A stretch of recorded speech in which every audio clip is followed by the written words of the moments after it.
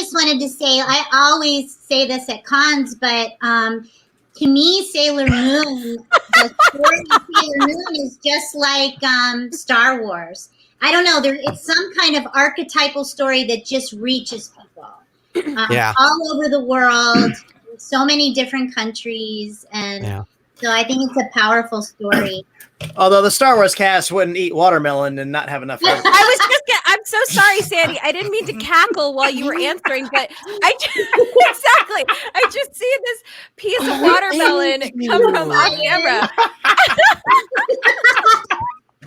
That's adorable. I love it.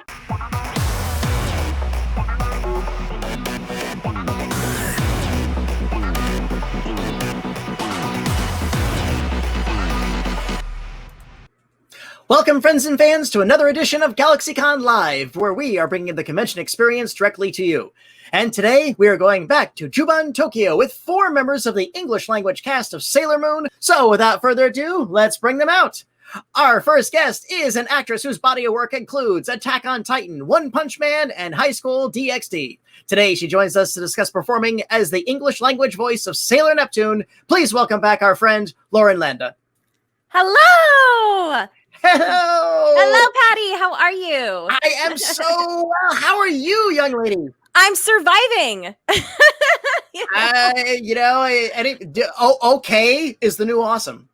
Okay is definitely the new awesome, and you look fantastic as always. So as do you, my dear, as always. And quick show and tell. You got a bunch of stuff on that shelf right there.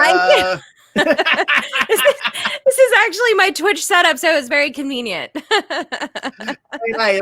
It's a sparkly on one side and your trophy case on the other. Exactly. I got some Sailor Neptune stuff. I have some Beastar stuff, Attack on Titan stuff, Madoka Magica stuff. I have a lot of stuff.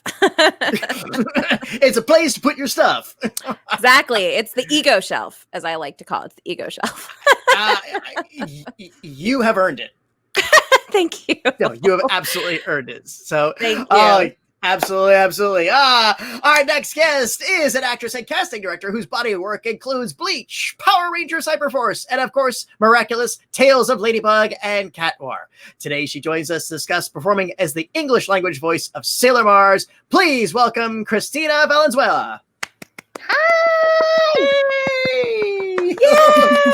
It's Christina. Hi, everyone. Good. How are you doing? I'm doing good. I got out of the city for a little bit, and we packed up all our stuff, and we're working remotely at the moment. And yeah, it's been pretty awesome. You mentioned earlier in the pre-show that you actually had a portable traveling recording booth. Yeah, well, it's kind of like pipes and stuff, PVC pipes with like moving blankets over, and it zips up, and then it's about 100 degrees while you're recording in it, but it works. That's amazing. So many voice actors, of course, have taken a closet or even a bathroom, made it whole thing, but you made your own acoustic TARDIS. I'm impressed by that. We do what we can. And again, makes it happen, man. Absolutely. And again, and getting away with anything we can again is the new status quo, and we're all grateful for that. Yes, for sure. And our next guest is an actor whose credits include Final Fantasy XV, One Punch Man, and is the voice of Peter Parker, aka Spider-Man, in numerous projects from Marvel, including the latest animated series. Today, he joins us to discuss performing as the English language voice of Tuxedo Mask. Please welcome Robbie Daymond. Yo! We're here! We made it! Hi, everybody. I don't know which way am I looking. Okay, it's the wrong way. I'll look at you. Hello, Christina. Hello, Lauren. How are you? Hello, Patty. Hi. Hey, what's up? Yo! How's everyone doing? Good. I can't tell if you're recording or you're DJing or both. The world is too weird. I've decided to leave this place, entered my escape pod. I'll be blasting off directly after this interview. I'll follow right behind you, Robbie. No, there's only room for one. Yeah, things are good. See, I threw a curveball at you. I threw you your question first. How are you all doing? And I already heard it sounds like pretty good. And the answer is the same here. Yeah. Right on, right on. Well, so good to see you again, brother. And thanks for joining us here today. Glad to be here. Absolutely. And finally, she is an actress and singer whose body of work includes Akira, Ghost in the Shell, and she is the voice of Betty Boop for King's Feature Syndicate events. Today, she joins us to discuss performing as the English language voice of Sailor Chibi Moon. Please welcome the amazing Sandy Fox. Yay! Hi! Robbie, you're perfect. You're on it, man. You're right. Yes, exactly. That's the wrong way. I just gotta remember that. Sailor Moon Brady Bunch. It's the Sailor I know. Moon. That's what it feels like. Sandy, how are you doing? I'm doing great. Yeah, hanging in, making every day count. So yeah, I'm doing good. Thank you. Absolutely, absolutely. Kangaloosh. That's a secret handshake between Adventure Club, Disney. Oh, gotcha. Yes, indeed. Well, ladies and gentlemen, thank you for joining us here today. As always, we here at GalaxyCon, we miss being able to host you on our physical stages, but we're looking forward to the day when the world gets back to normal and we can have you back on our stages and get you back in front of your fans. Please. And until that day, though, we have this wonderful electronic forum, the GalaxyCon virtual stage, and so glad to have you all here joining us today. Thanks for having us. Thanks for having us. Here. Absolutely, and thanks absolutely. For creating this. What a great idea. Thanks for creating it. Absolutely. I'll pass it on to management because I'm just the hood ornament. So all very good. So our team right now is going through the chat room and pulling out questions for you. In the meantime, I would love to just go back to the beginning. I would love to hear how Sailor Moon began for each of you. Oh boy. How much time have you got? 45 minutes. 38 minutes and 45 seconds. Who wants to start? Christina, you should start. Okay, so before I was Pokemon girl in school, I was the Sailor Moon girl. In 5th grade, I would wake up super early to watch Sailor Moon when it was on UPN 13, and eventually it clicked in my tiny young mind that it was an actual job, and that's the show that made me want to be a voiceover actor. And so when I got the audition, 15 years or so later, no, longer than that, but it was. I just say X amount of years later.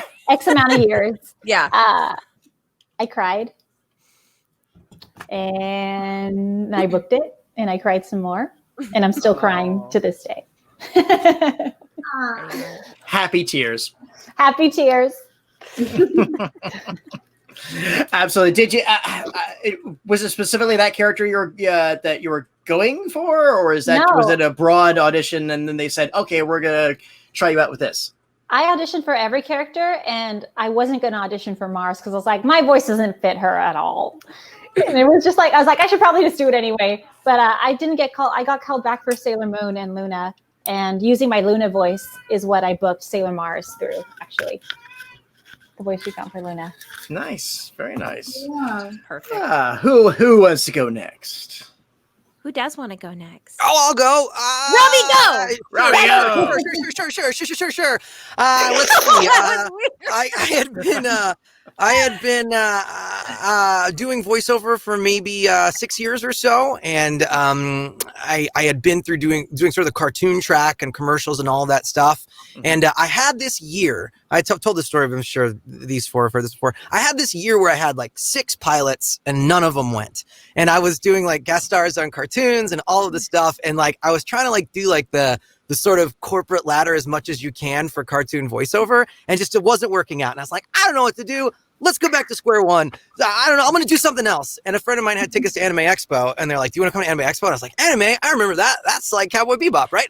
So I went to Anime Expo and I just saw this sort of overflowing fan support, something that I never even experienced in cartoons. So I was like, oh, cool. Anime. How do you do anime? So one of the studio owners in town I'd worked with doing cartoons for all those years. And I called him up and I was like, hey, anime. What's the deal? How do I read for it? And he's like, oh, you want to? I was like, yeah. He's like, okay. And then 3 weeks later, they sent me Sailor Moon, and I read for all of the dudes, all the bad guys, and Tux. And I was like, I like this tuxedo guy. He seems to be kind of my vibe. And so I worked a little longer on that, did a few more takes, and then that was it. I was cast off of my audition. Came into the studio and I didn't know what it was for. And all of a sudden this 90s looking thing was on TV. And I was like, wait, what are we doing? I thought this was like a reboot or something. I said, oh, you're doing the reboot, but you're doing the original too. And I was like, okay, how do you dub? So it was definitely trial by fire, but it was a lot of fun.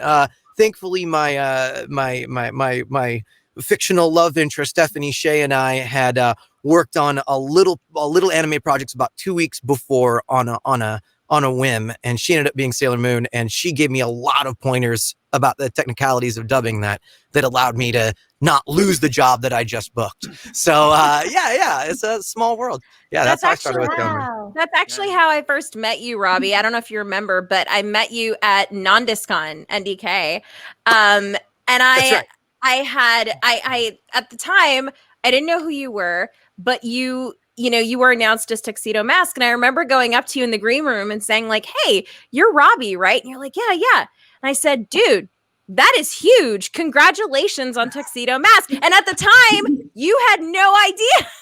You had no idea what you were in for. I didn't know what any of it was. Was I nice? That's all I got. Yes. Were you not ever like? Come on. I try to be nice most of the time. I'm glad you did it. So I'm scared when somebody says I met you 6 years ago. I'm like, oh, what did I do? I know you. Yes, you were very nice. You're so bashful and reserved. Yeah, it's true. I'm definitely a wallflower. Yeah. Oh my God, majorly. It was just so funny because you had no idea what you were in store for. I'm like, dude, you're in for a ride. That was my second con ever. Yeah. And now it feels like home. I'm glad to be here with you guys. It's awesome. Yeah. And that was actually before that was way before I was actually cast in Sailor Moon, because like Christina, I was also a very big Sailor Moon fan. I used to watch it on Toonami. I would come home from school, be on at 4:00 in the afternoon. I would literally try and rush home from school to watch it. Sometimes I would get to watch it a little bit, all of that. And, the seasons kind of stopped at a certain point for a while. Mm-hmm. And then a friend of mine showed me the original sub version of it. And I met, I didn't meet, but the characters Uranus and Neptune came in, and they immediately became my two favorite characters. And I thought, oh my God, these guys are so cool. They're so mature and powerful and girl power, all of that stuff. They were so cool. And then fast forward to X amount of years later, I'm in the voiceover industry. I've done a ton of anime shows at that point. And then I hear rumors, they're going to be picking up Sailor Moon. Viz Media is going to be doing Sailor Moon. And I thought, oh gosh, it'd be so awesome just to play a monster in that show. Gosh, that was such a part of my childhood. Like just one part, even if I play just one monster or like an extra or something. And on panels, I would talk about how much, Sailor Uranus and Sailor Neptune were my favorite. And I guess it got back to a mutual friend of all of ours, Charlene Ingram. I believe it got back to her, and I don't know what happened, but I think she may have mentioned it. I don't know. I really don't know, but something got through to the right person, and I ended up getting an audition for it. I auditioned for her, Sailor Saturn, and Sailor Uranus. And I was like, I don't care which one of these I get. If I get one of these, it's going to be awesome. And then I was cast as Sailor Neptune. And like Christina, it still quite hasn't hit me just yet. So, yeah. Nice. And of course, you had the opportunity to do the character as it was originally envisioned, with a lot of things with the relationship between you and everything else too. So what was your perspective on that? I felt very honored to be a part of it because back in the 90s, it was a different time. We weren't as progressive as we are or trying to be now. And I really feel like Sailor Moon speaks out to so many people of different genders, orientations, identities, everything. And the fact that I got to be a part of that, I felt very honored. And myself and Erica Mendez, we really wanted to bring their relationship as it deserved to be shown. And, you know, Sailor Moon just really gets so much support. And I know that I think I can speak for all of us in the cast that we are all 100% supporters of the LGBTQ plus community. So we definitely wanted to make that known. And, you know, it was incredibly special. I'll never forget it. It was very rewarding. So it was so fascinating to see the reaction among the fans. All my anime friends at the time was just like, "Oh no, they're really going to do it!" And I was like, "Really?" Because I had heard and read, "Oh, they're not cousins. They're okay. They're not cousins. They're not cousins." And the original Canadian cast, they're wonderful too. And they were like, "We knew they weren't cousins." So, isn't it wild? Isn't it wild how far we've come though? Like with being open about that, because even in the 90s, you know, it was obvious to an adult that was a relationship, right? But not so obvious to where you couldn't do a few tweaks and change the nature of it. It felt like everything back then, even in Japan, was more of a wink and a nudge. Right. You know, it was more like, we all know what's going on here, right? And exactly.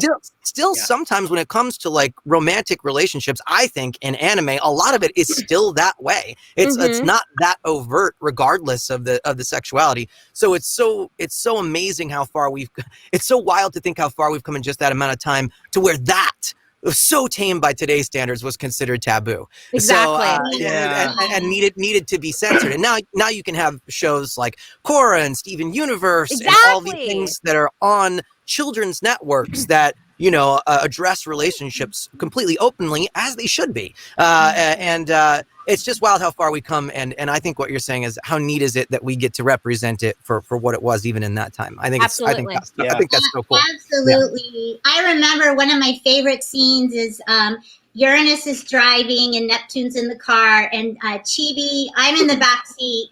And me personally, I'm in the back seat. I love when like she put her hand, you guys held hands, and then her reaction was just, you know, pure like warmth, and you know, her cheeks got all blushed and rosy. You know, there's that moment of acceptance, like love is love. And I just, those scenes are just treasures, you know, like I agree. And you know, it's interesting now because kids are so accepting, even of the trans communities. I mean, they go, "Oh, they were just born in the wrong body." I mean, kids growing up, it's no big deal. We don't have to treat them different. They just know, you know, it's like it's all us. It's all human. It's all part of nature. And, you know, I love that we're moving there. Like we're in that now. So. And how did you get involved, Sandy? You didn't. Well, you know, I didn't grow up with Sailor Moon. I'm old, little bit older. So, and I didn't see the 90s cartoon, but I do remember Deke Entertainment. And I'd been doing anime. My first anime, I think, was Ninja Cadets. For I played Sakura on that, and I was learning to dub on that. I mean, I was like, wait a minute, it's like, you know, this kind of thing. Numbers flying by. It was too much, you know, but then I finally trust the beeps and I, you know, got my dubbing down. But I was introduced to Sailor Moon at the cons, at the conventions, and I would see the cosplay. And being born in July and a moon child, I was like, oh my gosh, they're so magical, you know? So I get this audition. The whole cast was cast, and I didn't even know about Sailor Moon being the cast being announced or anything. I just was really not in that loop on that. And I get this audition that's top secret. And so I'm like, okay. And so I had to read for Chibi, but in order to get Chibi, you had to also read for Black Lady. Yes. So, and I read cute characters across the board. Very few times will I get a dark or really?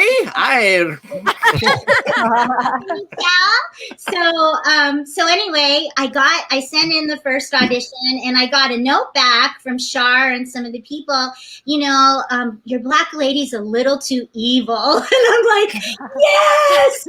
I don't get the part. I got some evil down. So then, and then I got cast in the role, and I didn't want to watch the Deke series at all. Like, I wanted to have my own take and kind of be on that journey with her. And so I remember showing up my first day, and my first scene, my opening scene, is Chibi comes in and she like pulls a gun on Sailor Moon. And I'm like, wait a minute, what did I do? What's happening? And then it was okay from there. But it's been such an incredible ride. And I remember my first Sailor Moon day, which I think was your guys' second. It was just so incredible to see like an audience of, a couple thousand people filled, with cosplay, Sailor Moon cosplay. And just how many people come up to me and share how this show has touched their lives and changed their lives and given them hope. So just so grateful. And I just love all of you. This cast is so special. They're just such a heart-based cast. So. Well, I'm glad you mentioned that about the fandom and encountering them. That was actually my next question. For those of you who may not have been aware, so Robbie, this falls on you. When did you begin to realize just how big and important Tuxedo Mask was? That's important. I don't know if we're watching the same show. I was gonna say, hold on. He's a fashion icon. Yeah, sure. Yeah, of course. Green turtleneck and purple pants or whatever that outfit was. I've worn it. And you rocked it. I had the idiot's excuse. I had no basis for comparison. I basically, we did the first Sailor Moon Day for about 3,000-ish people at Anime Expo, which in the con world outside of San Diego Comic-Con, Hall H is about as big as it gets. So I had never done like Peoria Con for a 100-person panel, which I have had great experiences at shows, smaller shows like that. They're awesome. But I just walked straight into the sort of lion's den. So it was just a big splash of cold water in the face for me. And I was like, oh, these people really like this. So that's all I pretty much ever knew that way. So but I also didn't know that I was ever going to do any more of it. I thought like, oh, this will be a fun day, and then it'll be over. So I don't know. I think it became more real for me that the year after, when I started booking other shows and it was still going, and it takes time. That's what I always remind people that are like, I want to go do anime and be con famous. I'm like, that's not gonna happen. You're gonna have to be in the game for a while, because it takes shows and games time to grow. Like I've still talked to people who are like, I'm just started Final Fantasy, and I'm like, that came out 4 years ago. Cool. I hope you're having fun. The weird part about Sailor Moon is that it had 25 years of history cooked into it. It had an existing fan base that was very open and accepting and not resistant to a new cast. So for me, it was 100% positive. Like within a year, I was like signing Sailor Moon themed wedding ring boxes, and people were bringing me their baby toys, and I'm like, cool, man, it's as good as it gets. So 100% positive. And that fan base, I think in general, and I think it's because of the nature of the show itself, is a very positive in general. Like, and I'm not like poo-pooing on any other fandoms, but like whenever you do a show, there's going to be a certain aspect of them, depending on what they like, they're going to be like, I don't like this. And I just have not encountered it. No one's ever like, I hate your Tuxedo Mask. Like literally, no, I'm sure they're out there. Please, thank you for watching. Come at me. But like it just doesn't exist the way it does with certain other properties. So yeah, just super lucky. I just go, good. I'm lucky. Thank you very much. Thank you. Yeah. Laura, Christina, you were fans of the show. What was it like to cross that threshold, to be on the other side and suddenly really, oh yeah, I'm on this side of the equation now, Sailor Moon? It was unreal. I don't know. That's the only word that really comes to mind. But before Christina answers, I have to tell her, because she was like, I didn't think I was right for reading for Sailor Mars, or I didn't think I was going to be right for I call shenanigans on that, good madam, because as someone who was a fan of Sailor Moon, you were perfect for Sailor Mars, like 100% perfect. I was like, Oh, okay. Well, that's just wrong because it's so perfect, you know. It's so wrong, it's right. No, not really, but yeah, no, it was perfect. Sorry, go ahead. Answer the question, Christine. It was pretty crazy. That first Sailor Moon day, I invited my mom and my sisters because we all grew up watching it together, and I couldn't tell them what it was for. And my sister, when I came on stage, she thought I was going to give a speech or something because I was such a huge fan. Then they're like, "No, she's in it! Oh my god!" So that's definitely that was a great day. Yeah. Quick segue. I was when you auditioned for Sailor Neptune, I was sent the audition. They're like, "Hey, Viz wants you to read for Sailor Uranus." Oh my god, that's right. I was like, sure. Okay. It was the first Sailor Moon day that I went to was insane because it was now for us, we couldn't talk about anything for the main 5 and Tuxedo Mask. Oh my gosh, you guys could not talk about it. You could not, like, it was so strict as far, that's what Jeremy has told me at least, that you just couldn't. And then when we all showed up at the panel, we all had to wear colors that matched our Sailor Guardians. Oh, wow. And so when I showed up, and Erica Mendes showed up, people were like, "Are you? I remember. Are you in the show?" And when we came out, because Erica and I really wanted to do something special for it, considering again the magnitude and the history of Sailor Neptune and Sailor Uranus. So we came out holding hands, and it was really cute. And so we just wanted to do something special for it. It was incredible. So. You know, they didn't really ask us to do that after like the first 1 or 2. No, and they then didn't. We just kept doing it. Yeah. we were just like, I keep dressing that way. Yeah. What's become one of your favorite memories to being a part of the Sailor Moon experience? Oh boy. There's a lot. I mean, there is so many. I think, doing Anime Expo every year and just announcing the next new cast members. I mean, I remember Lauren and Erica's, announcement and when they played the scene on the screen. Oh yeah. That's how the audience. I mean, it's incredible that these scenes were cut out and like edited out, and it's like Viz says we're going to release all of it, and I think that was like a pivotal moment. Just, all those announcements and those times we got to be with the fans. There was a time somebody came through the line, and it was a grandmother, a mother, and her little girl. Oh, it was 3 generations of women that were sharing the stories and the legacy of Sailor Moon with their families. So I'd have to say that was one of mine. That's pretty special. That's a good one. That's a magical moment, as we used to say. Magical moment. Who's got another? Sorry, I don't want to step on anyone's toes. It's weird being on a virtual panel. Good. Go ahead, my dear. I have a couple, but the most is actually just being in a show with this cast, honestly. Because it's something that I look forward to, as Sandy said, Anime Expo, or when we go to different cons together. It's just, the cast, while we may not see each other all the time because we all lead very busy lives, though, it's every time we see each other, it's like a little family reunion, and it always feels really nice. And I love how every time we have the full cast there, it's all the girls and then Robbie.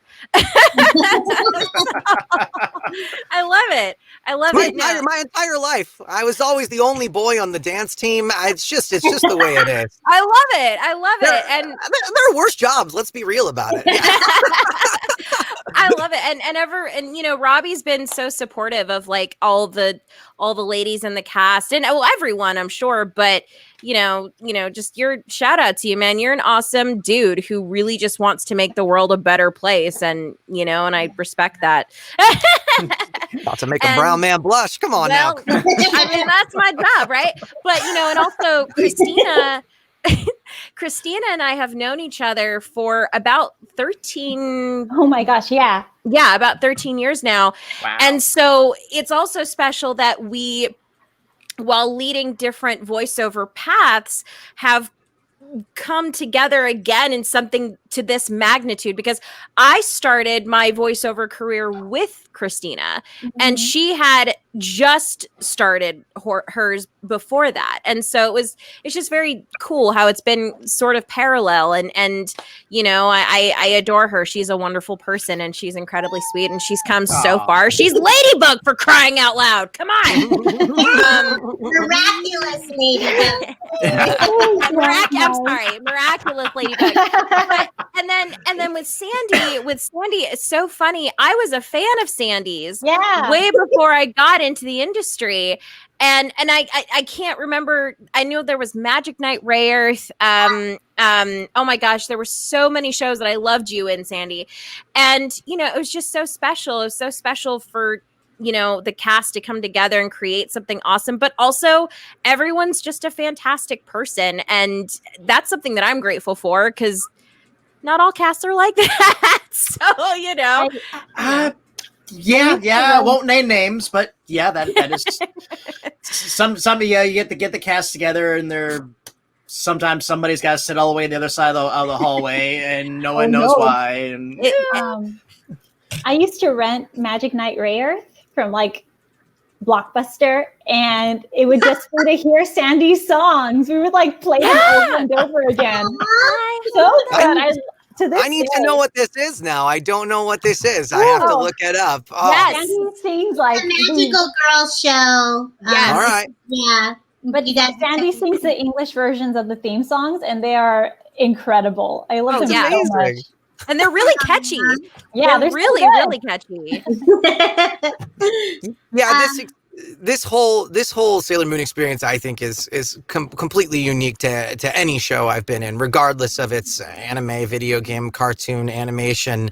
Like the fact that for the course of, you know, almost 5 years, we would do a couple events every year. There's always new content. We know we've got 200 episodes. We know we're doing a reboot. Like, you know, I think that experience will always bring people together, and it'll always solidify your relationships with the fans too. So, you know, I think for all of us, it's, you know, 50-50. We love seeing each other, but also, you know, the fandom is so strong. One of my favorite moments is was it the Ace Theater downtown? Didn't we do we did a big movie thing there one night? A glitter bomb. We had a glitter bomb at Oh my gosh. Yeah, that was a really fun one. And like, you're not going to get that for, you know, as much as you love a show that you're not going to get that for something that's going to drop on Netflix, you know, and be hot for a month and then go away. Like, you know, that's not the same thing. Yeah. So this is all completely unique to this show in my experience. Yeah. Yeah. And I just wanted to say, I always say this at cons, but, to me, Sailor Moon, the story of Sailor Moon is just like Star Wars. I don't know. It's some kind of archetypal story that just reaches people all over the world, so many different countries. And so I think it's a powerful story. Although the Star Wars cast wouldn't eat watermelon and not have enough food. I'm so sorry, Sandy. I didn't mean to cackle while you were answering, but I just see this piece of watermelon come from on camera. That's adorable. I love it. I'm sorry, Sandy. No. She's just turned into a mukbang out of nowhere. Oh my god! Everybody! Oh, nice. That looks like an incredibly delicious meal. Passing it on. You've got 10 more minutes until this panel is over, Christina. You can wait. You make us all jealous. We all want watermelon. And to our audience, a reminder: if you'd like to chat with our panelists like I am now, or purchase a personalized autograph, please sign up at GalaxyCon.com. And I've been told by our producers we are good to go on audience questions, so I'll ask Mike to roll our first one. And it's going to come from Nicole, who wants to know, how do you relate to your Sailor Moon character? Well, Robbie owns a pair of purple pants. I know this for a fact. Purple That's pants. it. Yeah, I bought them specific. Yeah. I think for me, I think I relate most to Mamo because he has a similar way of like teasing and like not that I flirt with much anyone other than my wife these days, but that's the way I like to tease and flirt, like kind of like a little I'm kind of, I like to pick at you. I like to a little bit. I think and I think that's what Mamo does to Usagi for like the first 3 seasons. So I think that's what scored me the role for sure. Yeah.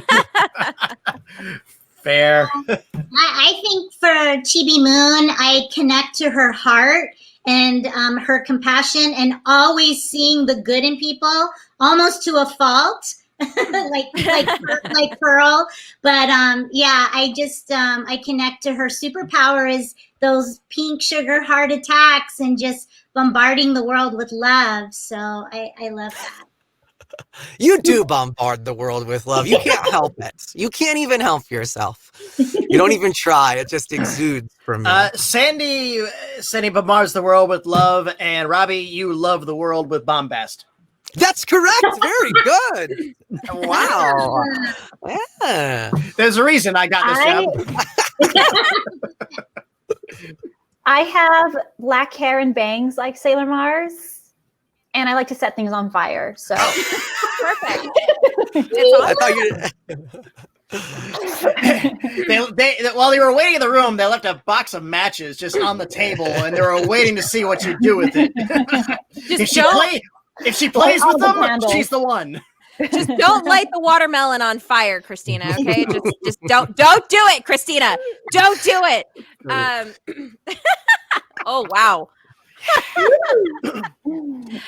Oh gosh, how do I relate to Neptune?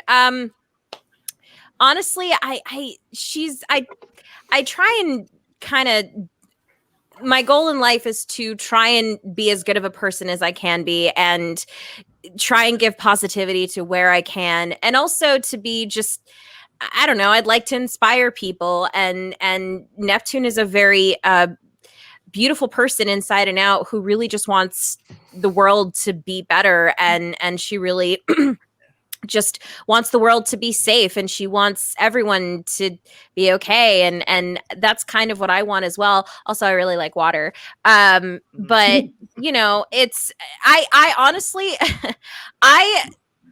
a character like that, fictional or not, inspires me because, you know, she's so graceful and beautiful and perfect, and I'm like, I want to be her when I grow up. So, you know, that's where I'm at. Right on, absolutely fair. Nicole, thank you so much. That was a great question to start us off with. Thanks, Nicole. Yay! What do we have next? And here's from Burrito. Ooh. Do you have a favorite anime besides Sailor Moon? Yes, that's a good question. That's a good question. knock them out. Gotta pick and choose. My personal favorite, the one that always comes to mind, originally my first favorite anime was Fushigi Yugi, way back in the day. I love Fushigi Yugi. And one of my other favorite shows, which is actually a show that I'm in, is Beastars. Beastars is an amazing show. If you guys have not seen it, I highly recommend it. So yeah, there's too many to choose from. There, it's difficult, yes. So, who's got another? One of my favorites. Oh, go ahead, Robbie. This is a really obscure one, and it's probably out of print, but it's called Risky Safety. And it's Oh, yeah, I remember that. yeah, I mean, I love Chobits. Chobits was fun, but Chobits, yes. But the writing of Risky Safety and it was like the little angel and devil on her shoulder, and this story is just like this struggle, almost like Gollum, like struggle with good Right. and yeah, it was a really cool little story, but very obscure. But I would have to say that's one of them. Sounds awesome, though. Nice. We're getting a really good new watch list out of this. And thanks to lockdown, we have time to pursue them. It's so true. I definitely grew up on like the Toonami block, like DBZ and Cowboy Bebop. Like those are some of my childhood favorites or young adult favorites. And modern favorites, I really love Attack on Titan. I enjoy One Punch Man a lot. Those are shows I just like to watch. But I'm mostly like an anime movie fan. Like I really like standalone films. And some of my favorites are like, of course, Akira is like my all-time favorite. But like, I also like accidentally rented Ninja Scroll when I was like 12. So I was like obsessed with that. Yeah, whoops. Mom was like, it's a cartoon. Yeah, right? Let me get this straight. The guy's got a beehive for a back. Not in his back. It's his back. Where did those snakes come from? Kidding. But that's a deep cut. You really got to know that movie. But anyway, I really like films a lot. Yeah. Robbie, you should see Redline. Redline is such an amazing film. It's about racing in outer space. Oh, I'll look it up. I'll fly there. Do it. One of my favorite. When I was in middle school, somebody was like, "Oh, you like Sailor Moon and Pokemon? I got you." And she lent me a VHS tape with a bunch of anime on it, and that's where I discovered Ranma 1/2, which I love so much. Yeah, it had Gunbuster, which is incredible. And it also had Revolutionary Girl Utena, and I devoured that tape. It was the first time. Never mind. I'm not going to get into this story. But similar experience with Ninja Scroll. I was like, "Oh, you can do that? You can draw that? Oh, no! Oh boy! Utena was from the wasn't it from the same artist or same creator as Sailor Moon? The director of the Sailor Moon anime. Yeah, gotcha. It's great. It was really ahead of its time, much like Sailor Moon. Check it out for sure. Yeah, I'm really surprised that Ranma has not gotten a resurgence. I keep waiting for the kids of today to really embrace it, especially more so than they ever have. So and that's my favorite one from the 90s. I go by decades, so I'm an old school guy. So 70s Star Blazers, 80s Captain Harlock, 90s a tie between Ranma or Giant Robo, and the Double Aughts Golgo 13. Nice. I think I won for every decade. Yeah, pretty much. So, Burrito, thank you so much. That was a great question. Gave us a wonderful list. I think we had time for one, maybe two more. So let's crank that out. Yeah. What do we have next? From Jennifer, what was the most challenging line or scene to voice act for your individual characters on Sailor Moon? Oh, no. Oh, boy. I love this question. Oh. I have one. I can't remember. It was in the final scene or near the final episode. But I had to do like a 6-minute scream when she fell. Oh, that was probably the most challenging. Yeah. My job's totally easy, so I don't really have one. No, there's one scene early in the first season where I'm holding Sailor Moon on an elevator shaft, and I'm holding on with the other arm, and I've got her down here like this. But then I don't just like pull her up like. I just start talking to her, and it's like all exposition. It's really weird. It's like, Sailor Moon, when I first met you, I knew we could do it together. 3 minutes of like, just lift her up, bro. You're gonna have to do it eventually. So, it's sometimes you still got a dialogue block that the writers just can't work around, and you've got a chunk of this kind of unnatural dialogue, but to keep the plot going and everybody educated. You gotta leave it in. Gotta keep that drama going. Yeah. Yeah. For me, it was the second or third time I died. I just really wanted, it was in the last season. I really wanted it to be as emotional as possible. And so I think we took a lot of time on that scene, and I still haven't seen it. I hope it came out okay. That's kind of my answer too, Christina, because I die like twice. And each time it was so emotional and such an important scene, especially in the last season. And everyone, I think, was anticipating this scene because it was very pure, but very tragic and sad between Uranus and Neptune. And that was something that I was a little nervous about doing because it had never been dubbed before. So we didn't even, but yeah, all the times that I died, pretty much were so I don't know if you guys remember your last session in the studio. I remember the director, Susie, she's like, okay, this is your last line. And I was so surprised. Like, I just sobbed. Like, right after I did it, I was really surprised that I felt so much emotion that it was ending. And I just cried. I remember Tokyo calling in and thanking me and saying, thank you so much for being a part of this. You've made this character, you've made her sound amazing. And it was just that's really what made me cry. And then I realized that it was the last session. I was like, I was a mess. So yeah, I got it. Oh, Jennifer, thank you so much. Great question. And GalaxyCon viewers, this has been my time with the cast of Sailor Moon. Panelists, any final words for our audience before we go? Thank you guys so much for joining us. If you want to follow us on social media, that's probably a good idea. You could follow me at Twitter at Lauren_A_Landa, and also my Twitch channel, because I guess I'm a Twitch streamer now. You can follow me at just Lauren Landa, and I'm actually going to be streaming this evening, so please join me there. Don't know what time, just as soon as I'm done here. So thanks, guys. Right on. Anybody else? At Christina Vee, you can see it right there. ChristianaVee. I don't post anything important, just memes. That's why you'll get the most followers. Yeah. Mine's at Sandy Fox World on Instagram and Twitter. And I just want to say thank you guys. It's because of you that this experience is so special. So lots of love during Thanksgiving week, and be safe. Yes. Wow.